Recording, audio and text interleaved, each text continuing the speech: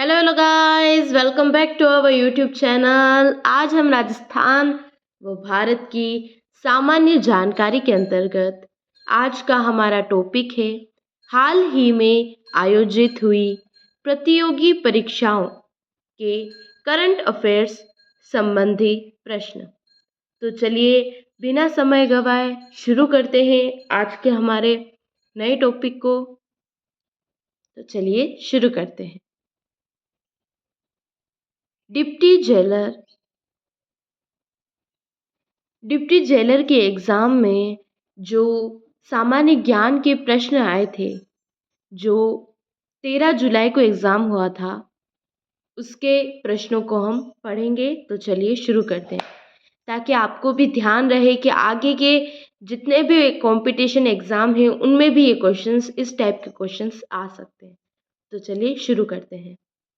आर्थिक सर्वेक्षण 2024-25 के अनुसार वैश्विक विनिर्माण में भारत की हिस्सेदारी कितनी है? 2.8%। बढ़ते हैं अगले क्वेश्चन की तरफ। आवधिक श्रम शक्ति सर्वेक्षण के अनुसार वर्ष 2023-24 में भारत के किस राज्य में अधिकतम महिला श्रम बल भागीदारी दर दर्ज की गई? सिक्किम। बढ़ते हैं अगले क्वेश्चन की तरफ। आर्थिक सर्वेक्षण 2024-25 के अनुसार निम्न में से कौन सा कथन सही नहीं है? भारत विश्व में सीमेंट का सबसे बड़ा उत्पादक है। यह कथन असत्य है। भारत में वर्ष 2023-24 में 3 सर्वाधिक तिलहन उत्पादन करने वाले राज्यों का सही क्रम निम्न में से कौन सा है? गुजरात, मध्य प्रदेश और राजस्थान। बढ़ते हैं अगले क्वेश्चन की तरफ। भारत में उपभोक्ता मूल्य सूचकांक CPI के संबंध में निम्न कथनों पर विचार कीजिए। भारत में प्रति माह 4 अलग अलग प्रकार के उपभोक्ता मूल्य सूचकांक की गणना की जाती है।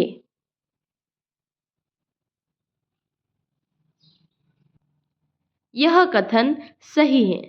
बढ़ते हैं अगले क्वेश्चन की तरफ।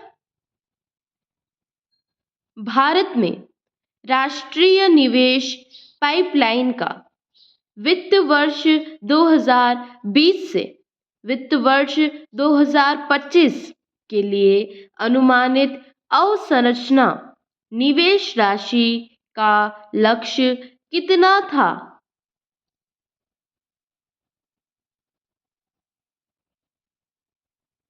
111 लाख करोड़ रुपए। बढ़ते हैं अगले क्वेश्चन की तरफ। भारत में वस्तुओं और सेवाओं की आपूर्ति पर कानून द्वारा निर्धारित GST की अधिकतम दर क्या है? 40%।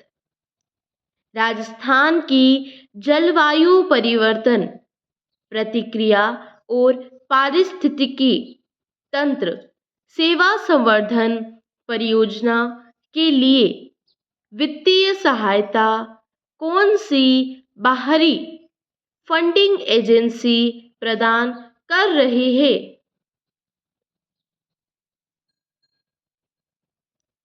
जापान अंतर्राष्ट्रीय सहयोग एजेंसी GICA। बढ़ते हैं अगले क्वेश्चन की तरफ।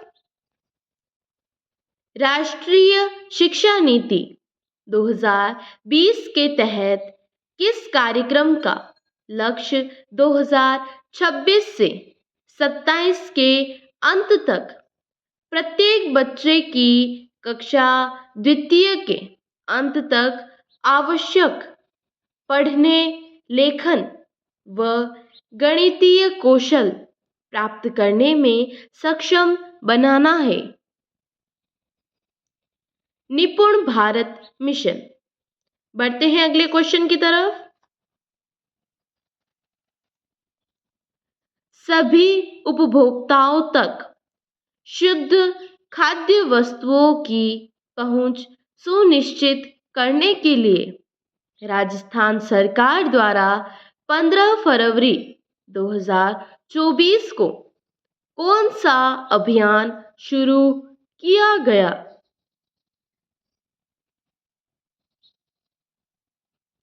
शुद्ध आहार मिलावट पर वार।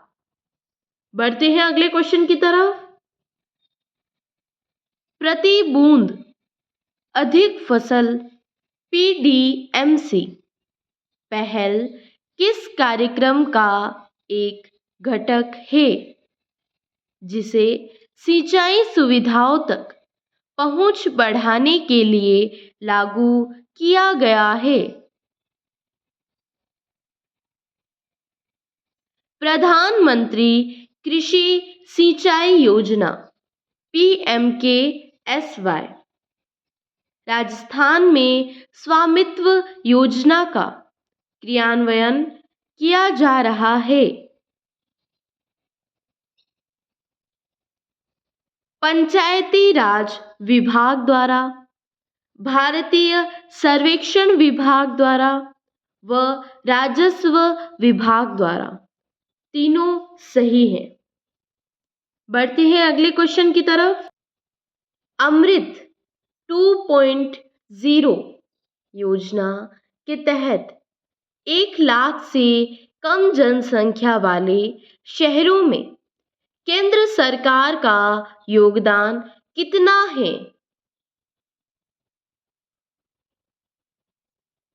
50%। निम्न में से कौन सा युग्म सही नहीं है? 2022-23 में राजस्थान का भारत में स्थान। मूंगफली का स्थान तृतीय नहीं है। बढ़ते हैं अगले क्वेश्चन की तरफ।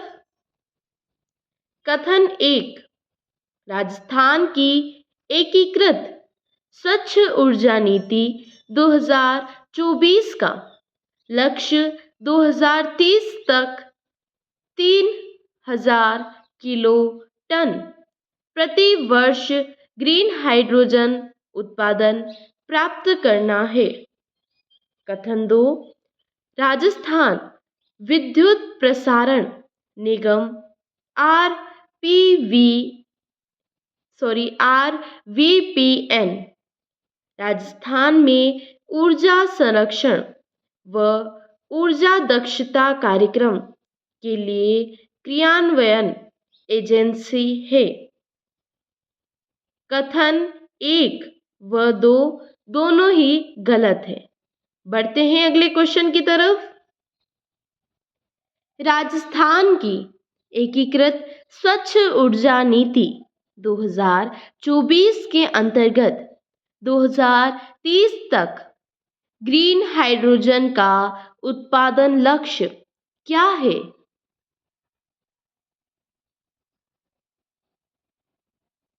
2000 किलो टन प्रति वर्ष।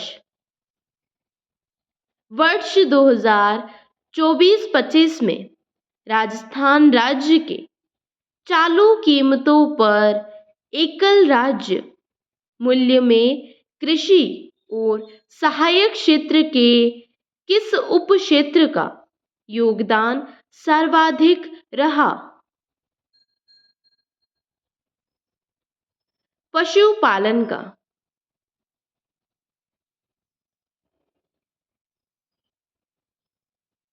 Thank you guys.